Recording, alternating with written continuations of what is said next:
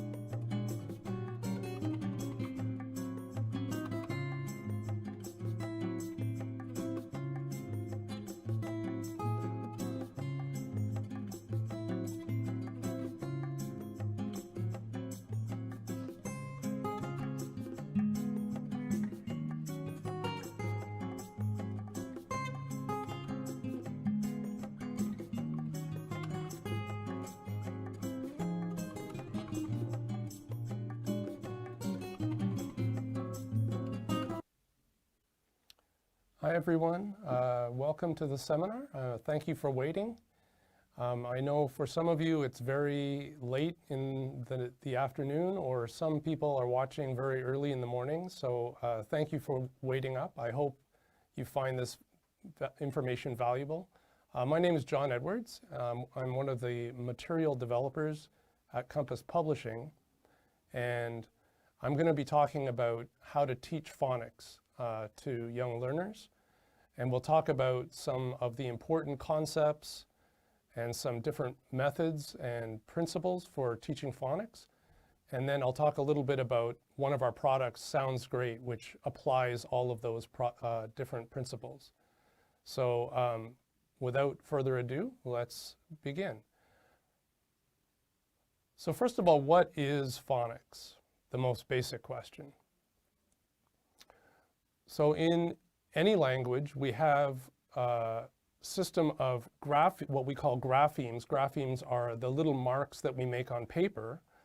And we also have phonemes. Phonemes are the most elementary pieces of sound that we use to make language. And when we teach phonics, what we're doing is we're making correspondence. We're teaching the correspondences between those graphemes and those phonemes. So between the letter or letters and the sounds that they make. So when we use those correspondence to decode some graphemes into their phonemes that decode the letters into the sounds, what we're doing is reading. So we're using that system of correspondences to read.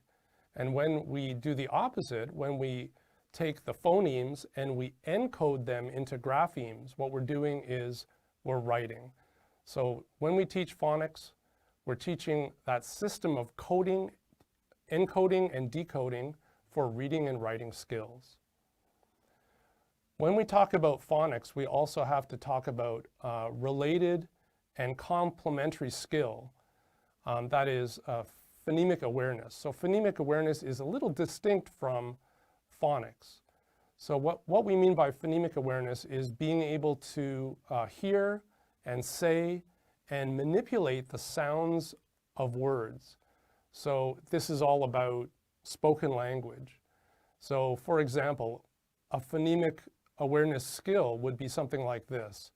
If I say the word cat, can you break that down into its component sounds like k, a, t? Also, to know that the word cell rhymes with tell. This is also phonemic awareness. Or if I give you the word think and I say take the th out, what word do you have? You have ink. So we're dealing with all of the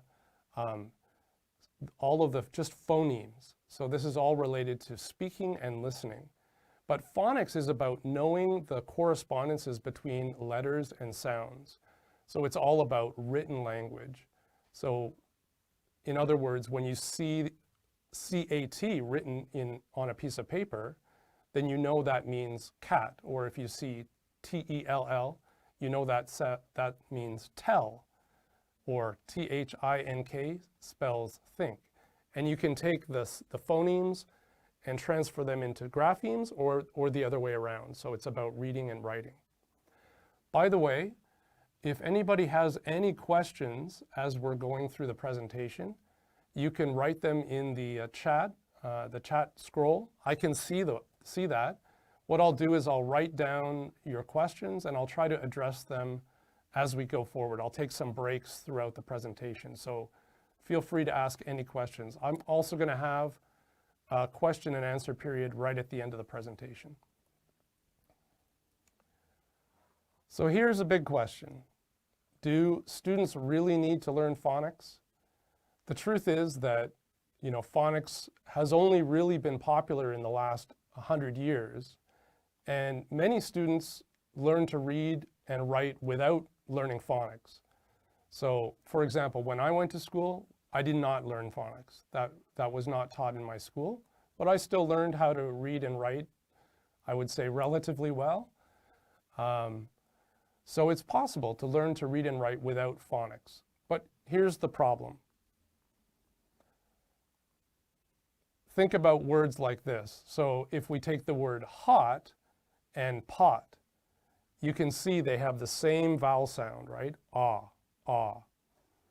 So you would think that if you have the words H-U-T and P-U-T, that should follow the same rule. It should have the same vowel sound. So hut, but we don't say put, we say put. So it doesn't follow the same rule. Here's another example. We say tear, like when you cry, you have tears on your face, a tear. Also, we can talk about the tiers, like the levels of something, like you're in the gold tier in PUBG, for example. But those two words are spelled completely differently, but they have the same sound. But another word like tear, like tearing a piece of paper, it's spelled the same as tear, but it has a different sound. So this doesn't make any sense. So in other words, there's lots of idiosyncrasies. There's lots of strange things about the English phonics system, phonetic system. And that's because it's not a one-to-one relationship. Some languages, like Spanish, are very systematic. They have one sound, one letter, that kind of one-to-one correspondence. But English is not like that. What we have is 44 sounds, approximately, and we're trying to represent those sounds with 26 different letters. So that's one challenge. Another challenge is that there are multiple ways of representing the same sound in our phonetic system. So for example, think about these three words: water, not, and naughty. So that ah sound is represented three different ways, like in those three different words. So not systematic. Also, one letter combination can have different sounds. Like think about the O-U-G-H in enough. In enough, it sounds like uff. But in though, it sounds like oh. So it's two different, completely different sounds with the same letter combination. And also, some words don't follow the rules at all. Like we don't say he, we say he. And we don't say does or does, we say does. And said. So there's these kind of words that don't fit the rules. So these are some of the challenges for learning phonics, or for learning to read and write without phonics, I should say. And there's some special challenges for English language learners. Some English sounds might not even exist in the learner's first language, in their mother tongue. For example, in Spanish, the word J-O-T and Y-A-C-H-T have exactly the same sound, yacht. So in English they're different, in Spanish they're the same. Because in Spanish, as far as I know, you don't have the J sound like we do in English. English sounds also may not be distinguished in their mother tongue. For example, in Korean, we have this symbol, like this symbol called the ryul. This symbol stands for something between R and L. So those two letters are not distinguished in Korean. There's one grapheme that stands for that sound. Also, some English sound combinations, the way that we put sounds together in English, might not exist in the mother tongue. For example, in Korean, it's very uncommon to end a word with a consonant sound. So you wouldn't have a sound like the word much. You would always end with a kind of a vowel sound added onto the end of the sound. So a lot of Korean language learners, when they're first starting to learn, they say these words that ends in a consonant sound by adding that vowel sound, like muchi. They don't say much, they say muchi. Or in Spanish, it's very rare to start a word with a S sound, so they wouldn't say young learners wouldn't say school, they would say a school. I'm not a Spanish speaker, but I've heard that's what happens. So there's a lot of challenges for learning the system, even for native speakers, but especially for English language learners. So phonics can help with that. It can accelerate learning. Of course, learners can learn the system, they can learn to read and write on their own, but it's very difficult to discover all those rules without explicit teaching like we just have been talking about. So if there isn't that kind of explicit instruction, the process is going to be much slower and it's going to be much more difficult and kind of riskier. Why risky? Because they may mislearn some rules or they misapply some rules. So learning phonics in a kind of systematic way is going to provide a stronger foundation for their learning, and also it's going to accelerate their learning, so they're going to learn faster. Also, learning phonics has benefits across English language learning. So if they learn the phonics system, of course that's going to benefit their reading and writing, because that's what they're learning. They're learning those skills. But it's also going to benefit their pronunciation. So they're learning how to make the sounds, but through systematic instruction. So that's going to benefit their speaking as well. They're also learning a lot of foundational vocabulary. So learning the sounds is also going to help them with their listening as well, learning how to distinguish the sounds of English. So it has benefits across ELT. But we should be careful. Phonics should be taught very systematically. That means we should have an effective sequence. We should teach it in the right order. And we should kind of build on our skills. We should have kind of a cumulative system of skill development. And another thing to definitely keep in mind is that it's not something that is going to replace or stand alone. It's not going to replace other kind of skill development. So it should be part of an integrated literacy program that includes phonemic awareness building, phonics, vocabulary building, and lots of opportunities to apply and consolidate those skills with reading and writing at their level.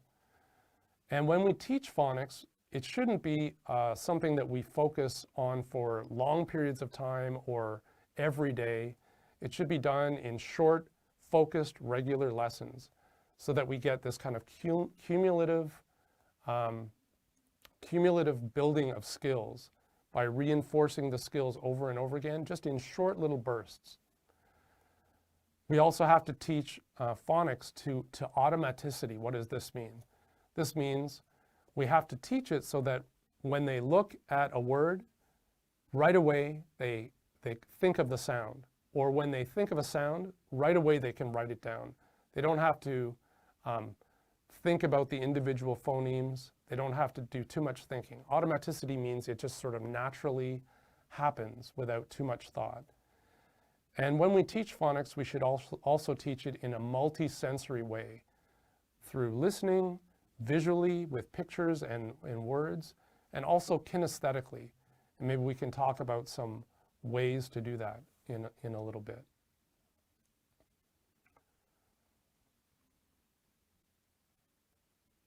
So, important terms and concepts. So there's three different approaches to phonics instruction. So there's a synthetic approach where we take the parts of the word and build them up to make words. For example, we might teach the sounds s, t, a, p, and then we might use those to build the words top, pop, pot, stop. So that's the synthetic approach. There's also the analytic approach where we take the whole and we break it down into its parts. So we teach students how to do something so we teach students how to break down sounds like that. So for example, if I give students words like pig, pot, pen, play, then they could recognize that all of those words, they can analyze those words, and I can ask them, what is the starting sound for all of those words? It's P. So this is an analytic approach where we're taking the whole and we're breaking it down into its parts. There's also an analogical approach. Analogical approach means we take what they know. So for example, they might know the word dog. They might know how to read or spell the word dog. We can apply that to some things that they don't know. For example, we can teach them a word family with OG that ends in OG. So we can teach bog, log, fog. So this is analogical approach. So there's these three different approaches. Some people say that these are mutually exclusive. These are separate approaches, but I think you can use them sort of as part of your toolbox for teaching phonics. You can use all of these different approaches at different times in the teaching, in the learning flow. So another important concept is blending. Blending means combining phonemes together to make words. So for example, a lot of teachers like to use a kind of a kinesthetic approach like this for the start of the word, the middle of the word, and the end of the word. So you would say something like this, k-a-t, cat. So this is blending. You can do it slowly first, like k-a-t, cat. There's also segmenting. Segmenting means the opposite, breaking the word down into its phonemes. So for example, stretching the word out like k-at, k-at. So these are two opposite skills, but they reinforce each other.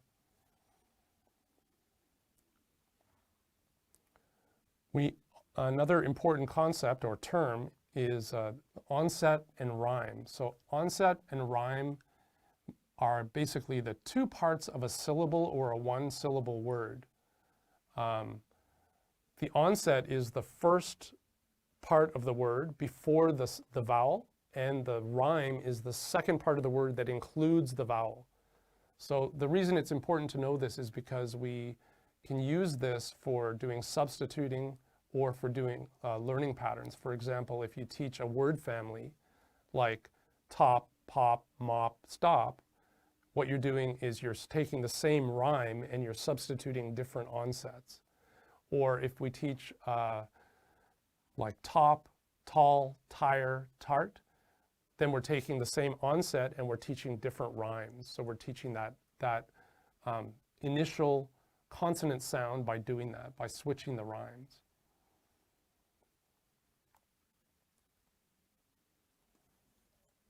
Another important concept is decodable words versus sight words. So what are decodable words? Decodable, we talked about decoding before. Decoding means taking those phonics rules and figuring out the sound that a word makes. So if a word follows the phonics rules, then that's decodable. So for example, pain, train, these follow the phonics rules because AI usually has the long A sound, A. But there's also words that are trickier, like we call these sight words. They don't follow the phonics rules, but there's a lot of these words that are very high frequency, words like he, she, said. And unfortunately, the only way we can teach these words is by doing drill practice, by memorization. There are lists like the Dolch list, D-O-L-C-H, and it just gives a list of all these words, and you can teach them as part of your literacy program. So for example, a sight word here would be said. It doesn't follow the phonics, the same phonics sound because it doesn't have that A sound like pain and train.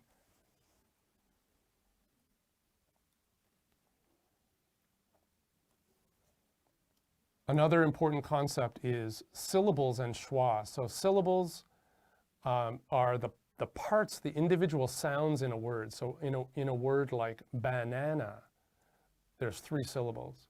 So multi-syllable words have stressed and unstressed syllables. And so when we get to a little bit higher level of phonics, we need to teach students how to break a word into its syllables. The reason is a stressed syllable is a little bit louder and longer than an unstressed syllable. And also the vowel sound is fully pronounced. Whereas the unstressed syllables are, the vowel sounds are reduced to something called schwa, which is like a sound. So it's not banana, it's banana. And I usually teach students this kind of eyebrow trick like this. Usually when they're learning word stress, I teach them raise your eyebrows and make the sound a little bit louder when you say the stressed syllable. So it's like this, banana. They enjoy that. Another important concept is open and closed syllables. So an open syllable is a syllable that ends in a vowel sound. So because it ends in a vowel sound, it's usually a long vowel sound. So for example, me and go, those are long vowel sounds.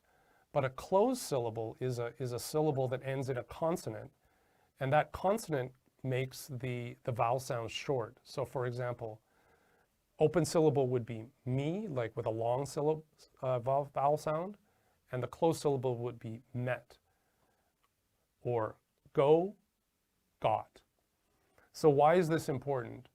When students get into higher levels of phonics learning, they might wonder how to spell words. So for example, if they know the word kitten, they've heard the word kitten and they're wondering how to spell it, they might be able to recognize that the first syllable of kit is a closed syllable. So it's a short vowel sound and it has to be a closed syllable.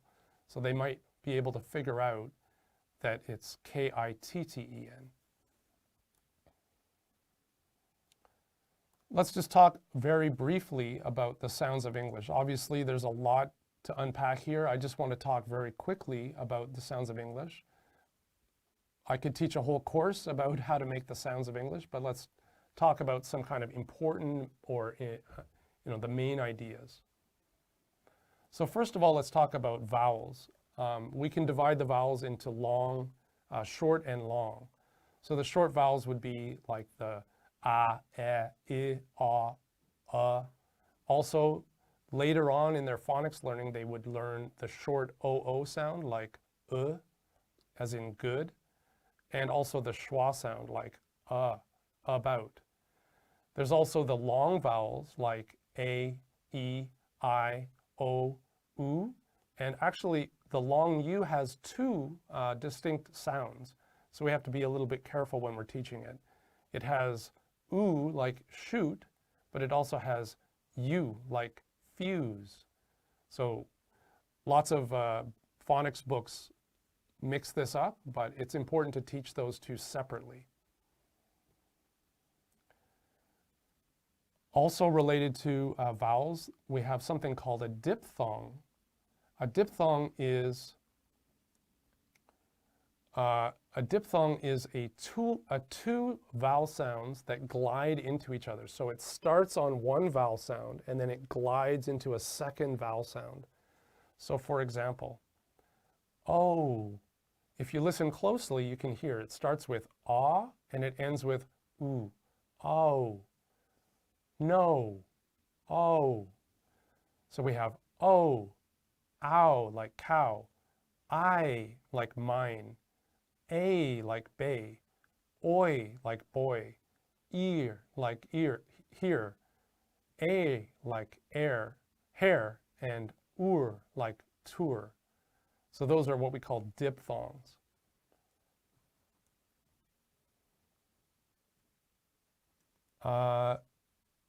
We also have something called R-controlled, or sometimes they're called consonant-controlled sounds. So consonant-controlled sounds, or R-controlled sounds, Sometimes I teach this using this expression, the bossy R. So the bossy R, when you put an R on the end of a word, it sort of takes over the sound. So for example, we don't say, when we say car, we don't say the A like we do when we say cat. It sounds like the word R. So not A, but R. And same with R at the end of an O word. It's not aw like dot, it's aw like, it's O like door. So it sounds like the word or. And the other three R-controlled vowel sounds, they all have the same sound actually.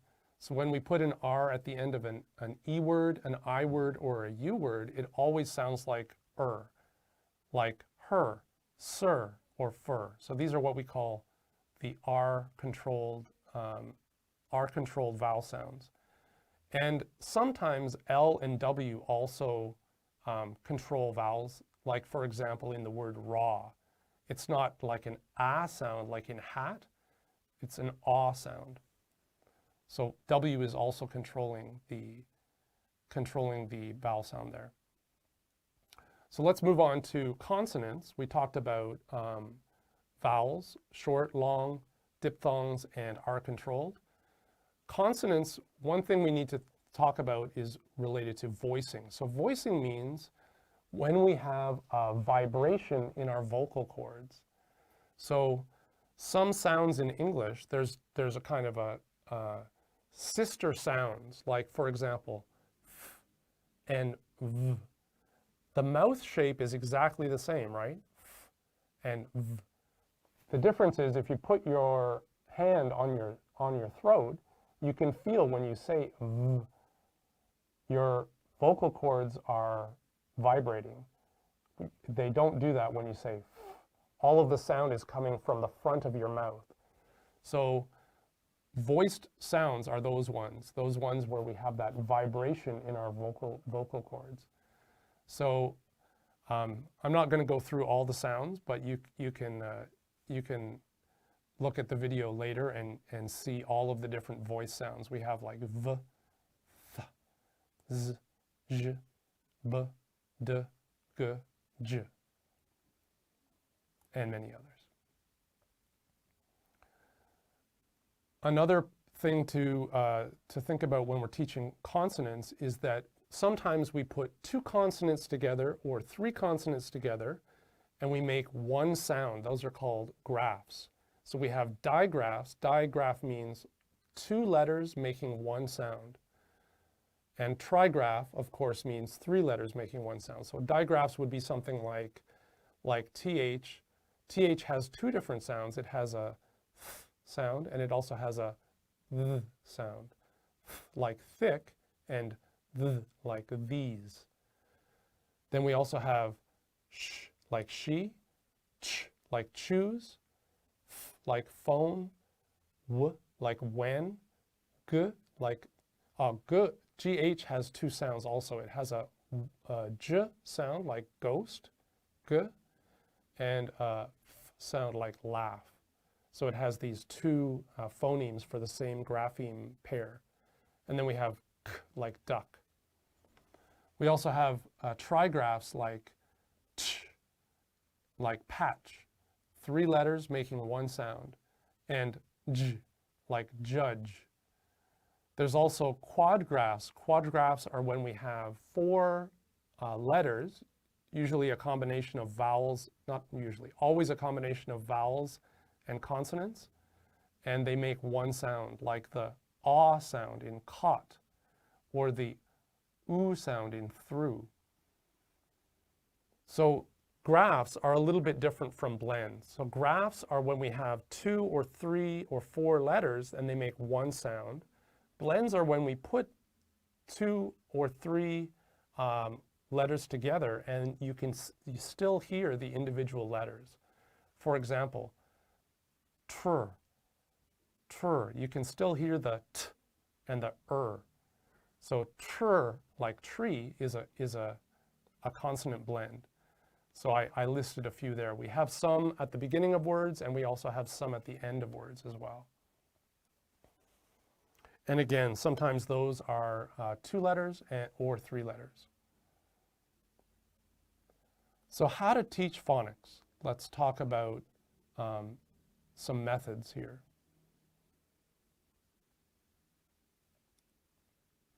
So some things to think about, some considerations. One is, what kind of order? When students first start learning phonics, they're going to learn just individual letter sounds. So what order do we want to teach them in? Do we want to teach them in alphabetical order, like A first, then B, C, D, E, F? Or do we want to teach them in terms of frequency? Well, there's kind of 2 rules, there's two camps or 2 ways of thinking about this.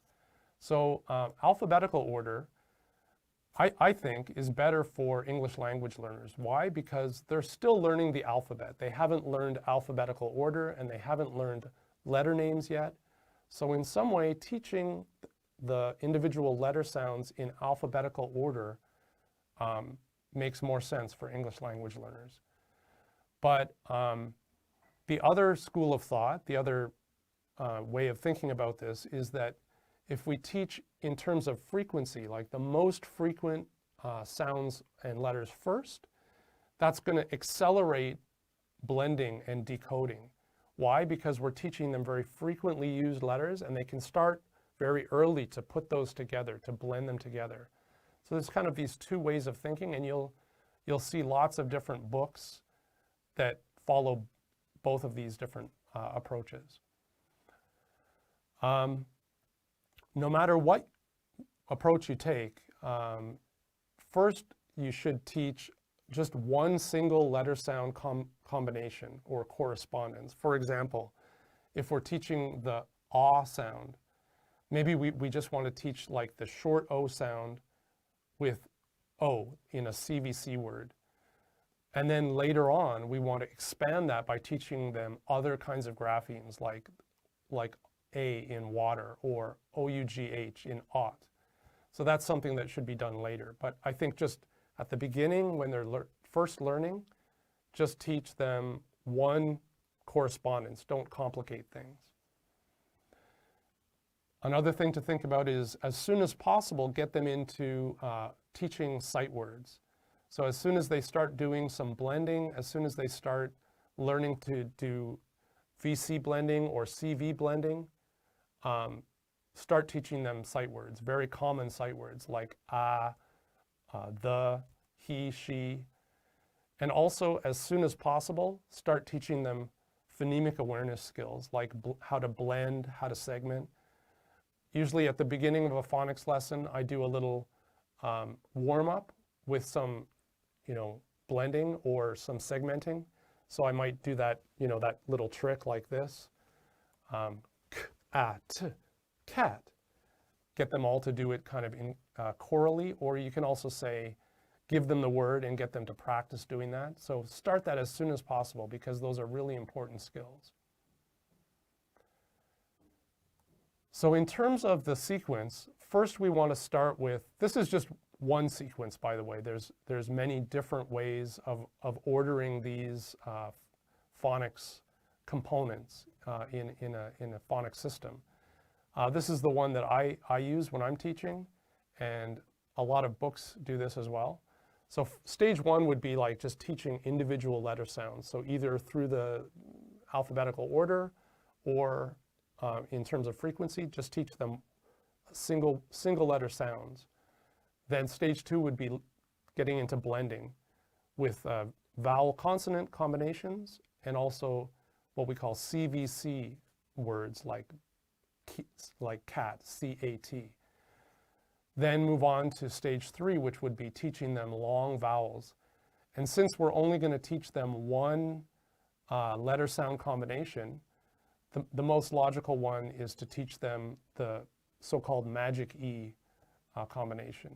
So teach them first a consonant vowel consonant word, and then show them that by adding an E to the end, we can make that vowel sound long.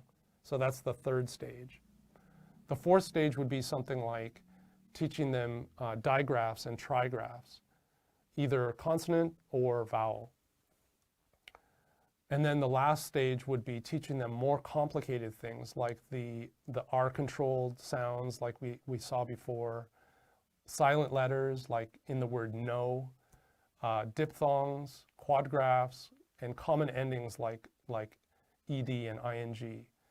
So this is kind of I think, a sort of systematic way of approaching the different sounds from simple and then cumulatively building up to more complex sounds. So let's think about, we thought about the sequencing for the different phonics sounds. Let's think about one lesson. How would the lesson progress? So first of all, we would start with something like presentation. So presentation means showing them the letter, showing them the sound, and then we would move on to practice. Practice can be broken into 3 parts. We'll talk about that in a second. And then we would move on to contextualizing the sound within text reading. So let's take a look at each of these. So presentation, usually at the beginning of a phonics lesson, you would do a quick review of the things that they've already learned recently, then do a quick phonemic awareness skills practice like I just talked about, blending or segmenting. Then you would introduce the new letter sound combination. And what we're doing here is we're helping students to form an association between the phoneme, the sound, and the grapheme, the letters. So obviously we need to teach the letters, the upper and lower case, and also how to form the letters. First, they're going to be probably starting with tracing and then moving to something like copying, where they see the letter and then they reproduce it, and then moving on to something like writing it on their own. We also need to teach them the sound, how to make the sound. So we're going to talk about that in a little bit. So first you would do something like shadowing, where you would say it together with the students. Then you could do something like echoing, where you say it and then they say it. And then you could do something like having them say it independently. So some things to be careful about when you're presenting the graphemes. Be careful about fonts. This is something that you know, as a material developer, we were taught this very early, and I was taught this very early in my career. There's some fonts where they make kind of fancy letters, like you can see this A, it has a little hat, or this G that has 2 circles, or this T that is like a curved line. Just be careful of these. If you're making your own material or if you're purchasing material, I would avoid material that has those kinds of fancy fonts in it. The reason is students need to learn very simple, consistent forms, and then later on they're going to learn the different varieties of forms as they start reading more and more. Also, when you teach the letter, remember to demonstrate the flow of writing, the order of the strokes. And a good practice is to actually draw the guidelines on your board and emphasize, you know, I go up and I touch the line, and I go down and I touch the line, and I go down and under the line.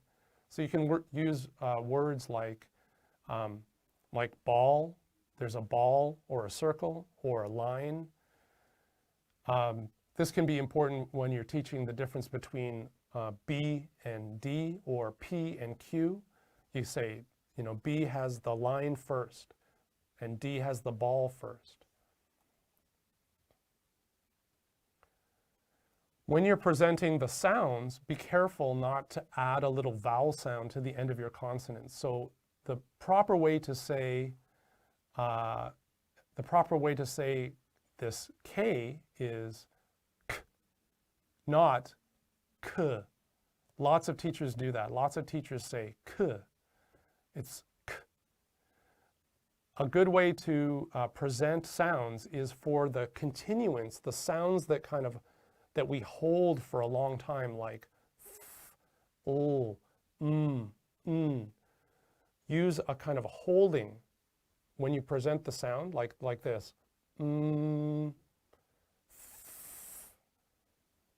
When you present stops, words that have a very short sound like b, d, k, g, use a kind of bouncing presentation like t, t, t, b, b, b. That'll help you to avoid adding that little vowel sound. So when we are presenting the sound, we need to show and describe the shape of our mouth. So there's the shape of the mouth through the sound. The lips can be together or apart. They can be wide or narrow or rounded. They can be, we also need to talk about the movement of the tongue. Does the tongue move throughout the sound? Like when we say, ol is like this. There's the teeth and your tongue touches the teeth, ol, and then it pulls back. Or r is like this. It curves and then it pulls back. Also, the movement and the position of the jaw through the sound. Also, is there breath or is there no breath? And is there a popping of the lips or the teeth like p or v? And also, like we talked about before, the voicing, the vibration in the vocal cords, or the vibration between the teeth and the lips, like v, v. So all of these things are things that we want to point out to our students.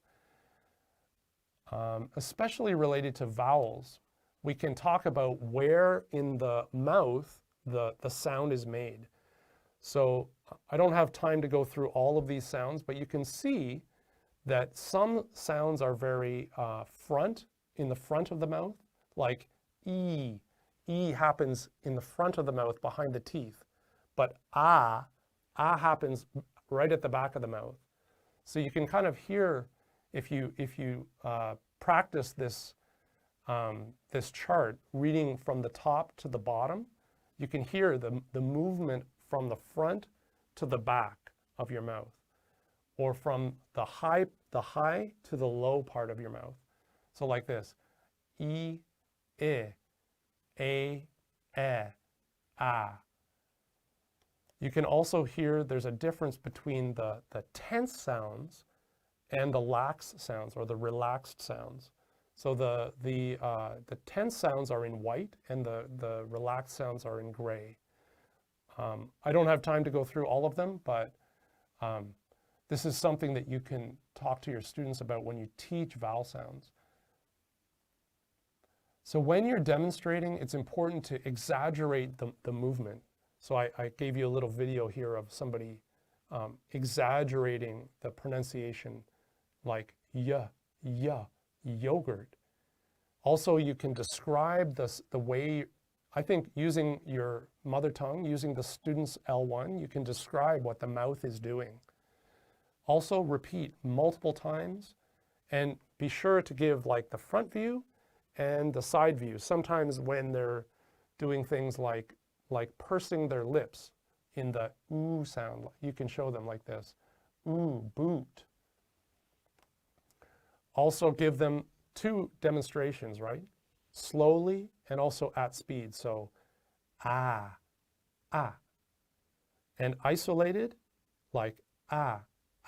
And also in the context of a word, like cat. Another good practice is to use hand signals as a kind of shorthand or a gesture to remind students. So for example, when they make the E sound, I always go like this, E, because they have to smile, they have to pull their muscles out when they make this sound, or ooh, or ah. So make these kinds of gestures with your mouth, like ooh, ah. Then when they're practicing, you can kind of just remind them with the hand signals. So we talked about presentation. Let's talk a little bit about practice very quickly. So practice we can break into three different parts. Discriminating the letters and the sounds, identifying the letters and the sounds, and then producing the letters and the sounds. So when we're discriminating, this means telling the difference between two letters or between two sounds. So it might seem like something that's very simple or easy, but for very young learners, this is a critical step because like we talked about early in the presentation, some sounds don't exist in their mother tongue, and they can't even hear the difference. So training them how to discriminate is very important. This is a very difficult one, like ship and sheep, hit and heat. Some students cannot hear the difference between those words. So we need to help them. So they also, very young learners need practice to discriminate the actual letters, the shape of the letters. So you can use activities like this, like circling all of the A's in a set of letters, or coloring in all of the R's to make a picture, or some kind of puzzles like this. The third one there is a kind of a maze, so they have to follow the B letters and join the boy to the book. So these kinds of activities help them to learn to distinguish the letter forms. The reason that's important is because some letters are very easily confused. So here's a little trick. You can use a picture or you can use some hand gestures. So one that I use a lot is I say like this. You can make a bed with your hands. B, d, bed. So the left hand is b. So if you look at your left hand, sorry, get it on camera, it has the line and then the circle. And if you look at the right hand, the d, if you're looking at it, it's the line first and then the circle. Sorry, the circle and then the line. So this is a kind of a mnemonic for learning the difference between b and d. And you can use the same one for P and Q or P and G. You can just bend your thumb like this. Sometimes you can also use pictures as a kind of mnemonic. So I always say like this. The prince meets the queen. The prince meets the queen. So you can say this is the prince, P, and this is the queen, Q. Then they can remember. Also using like a picture or like a hand gesture, snake. Lots and lots of students mix up, even native speakers mix up these letters all the time. Auditory discrimination means telling the difference between sounds. So some activities that you could use for this are things like this. I'm going to give you two sounds. Are they the same or are they different? Ship, ship. Are they the same or different? So you can practice like this. Or with letters, individual letters like t, d. Are they the same or different? And maybe you can have your students put up their hand if it's the same, or do this kind of signal if it's the same. Or you can do odd one out activity. So you choose, you write 1, 2, 3 on the board, and you say, you choose the one that's odd one out. Eh. And they say 3. Identification means recognizing the relationship between a letter and a sound, a letter or letters and a sound. So that means you present the sound and they identify the letters that they're hearing, or you present the letters and they identify the sounds that they make. So this is an example activity. So they would listen to a recording of the sound, and then they would say what blend they're hearing. Is it sl or pull? Production means when we're asking the students to actually write the letters or produce the sound. It can be either individual letters, partial words, or whole words. So here are some examples where they have to make for example, the one on the left, they're looking at the picture and they're saying which ending goes with that consonant. So which rhyme goes with that onset. Also, the one on the left, they're reading the word and matching it with the picture. Just in terms of letter production, use tracing with guidelines for very young learners. And just remember that a lot of those very young learners are still just learning how to hold a pencil. You can see for very young learners, like 1 to 1.5, typically they hold their pencil like this, and then slowly over the years, until they're about the age of 4, they gradually get used to holding in the what we call the tripod grasp. So be very careful about when you're doing writing practice. Give them nice big letters to trace, because a lot of very young learners under the age of 4, it's very difficult for them to form letters. A very quick note about the role of dictation. Dictation is very important for both revision, like reviewing what they've learned, and also for production. And many teachers use it as an assessment tool. They use it as a kind of little quiz or test. But it can also be used as a collaborative activity. If you look at the picture here, these two students are working together on a dictation. And I think this is a great idea, because there's this idea of social constructivism where students can learn together and they can teach each other and reinforce their learning. And it's important to follow up dictations with reading. So get them to write down what you say, and then get them to read out what they've written. The last section is so we talked about the presentation, we talked about discriminating, identifying, and producing sounds as part of practice. The last section of the learning flow is what we call contextualization, which means reading a text. So this is where we get the students to apply what they've learned to actually reading. And it's important that it's at level, right? It's level appropriate reading. And we can do some kind of scaffolding by reviewing those key sounds. Like, for example, this story has a lot of short A CVC words. So maybe before we do the reading, I can review those words and also pre-teach the sight words. So the sight words, this is from our product Sounds Great, and all the sight words are listed there at the top of the page. You can also do scaffolding by following this kind of flow, like listen and follow along by pointing with your finger, then shadowing or echoing the teacher, and then doing choral reading together. So these 3 steps can help beginning very young learners to learn to be confident readers. A few little games and activities. I'm just going to go through these very quickly because I'm running out of time. One is mix and match. So you give, I think it's important to use games when teaching phonics, because phonics can be very dry and a little boring. So it's fun to mix it up with some games or activities like this. So you can give students pairs of pictures and words, break them into teams, and get them to have a little race to match them up. So this is also where they can use their collaborative learning. You can also do phonics tic-tac-toe. This one works very well also for distance learning.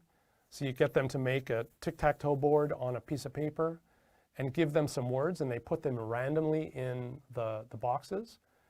And then you can get them to, you call out the words, and you get them to put X's or O's over the words. Alternatively, you can hand out the tic-tac-toe form already done, or put it up on the board. Then the students call out, you have 2 teams, and the students call out the word to make an X or an O on. You can also do the same kind of thing with bingo. So you make bingo cards ahead of time and then hand them out to students. And then you call out the words, and then to win they have to get a row of 5. And then the last game would be something like this. At the top of the board, you write a family, like at or ought or et. And then you divide in the class into 2 or 3 or 4 teams, and they have to make words that include that letter or that rhyme or that cluster, and they have to make as many as they can, and they can't use the ones that other teams have used. So the one with the longest list, the team with the longest list is going to be the winner. So that's the end of the presentation about phonics. I just wanted to talk very quickly about Sounds Great, which is one of our products. It's a 5-level series that goes through the same sequence of phonics that I talked about before: single letter, then short vowel, long vowel, and then different kinds of blends and digraphs. There's 8 units in the book with 2 review units, and then there's a final test and a glossary at the end of the book. Each unit has 8 pages, and it goes through that same kind of learning flow with presentation, practice, and contextualization that we were talking about just a minute ago. I don't have time to go through the pages, but I'll just show you them very quickly. So this is the practice stage. This is the contextualization stage. And then there's a little homework activity at the end. One nice thing is there's lots of multimedia to make the class more exciting. There's 4 videos per unit. So the new sounds and the new words are introduced with videos, and also the story and the chant are introduced with video. And a nice feature is that you can just scan the QR codes in the book, and the video will pop up on your mobile device. You can also play them on the internet. Ali says, what age group does this series start with? I think you can start as low as 3 or 4 with the individual letter sounds. That's international age. There's workbook units with 4 pages per unit. And one nice thing about this series is there's a linked readers. So each level of the book, each level of the series has a reader that goes along with it. So those same sounds that appeared in the book, in the student book, also appear in the readers. And they also have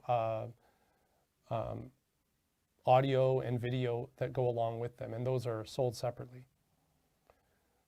This series comes with a whole wide variety of different downloadable supplementary materials, like tests and worksheets and classroom presentation slides and arts and crafts. All of that is downloadable from our website, compasspub.com. And there's also digital components that come with this as well, like our ClassBox teaching platform. You can use it to teach online or in the classroom. And there's also a learning app where teachers can assign students preview homework or review homework. So if you are interested in getting more information about the Sounds Great series, you can just scan this QR code, and that's going to take you to our website, or you can visit our website at compasspub.com and search for Sounds Great 2nd edition, and you can find out all about this nice new series. I've been using it to teach my niece phonics, and it's a great book. It's very effective. So I guess we have a couple of minutes for any questions that you might have about the series or about teaching phonics, about any of the ideas that you heard in the presentation. Are there any questions?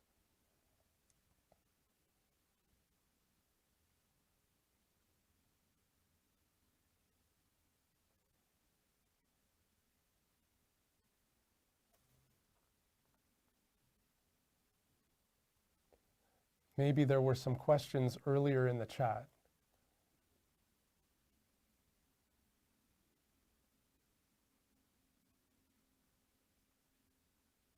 I thought I saw a couple go by, but I can't run back and see them now. If you have a question, you can post it in the comments, the scroll, the feed. I guess Maribel Akia said, yeah, fancy fonts are not a help. That's why in online classes, the use of our mouth and physical faculties matter, and it does help. Yeah, also just be careful about the fonts that you use when you're making your own material. Will there be any of these slides made available? If you want the slides, you can email me. I'm happy to send my slides. My email address is jonedw@gmail.com. You can just use my private email. Please don't spam me. I'm happy to send you my slides.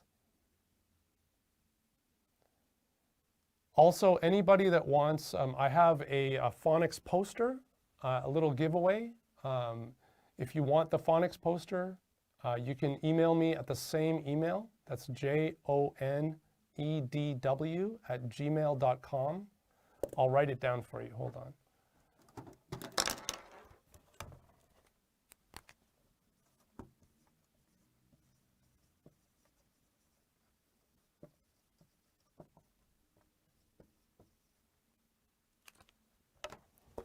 So you can email me at Jon Edwards, JONEDW@gmail.com, and I'll be happy to send you the slides, and I'll also send you the Phonics poster if you would like that. I also have some samplers of Sounds Great. If you want to try out some of the lessons with your students, I can send you that as well. Anyway, thank you all very much for your attention over the last hour, and I hope you enjoyed the presentation and found it useful, and I hope you try out some of these ideas in your class, and happy teaching. Thank you very much.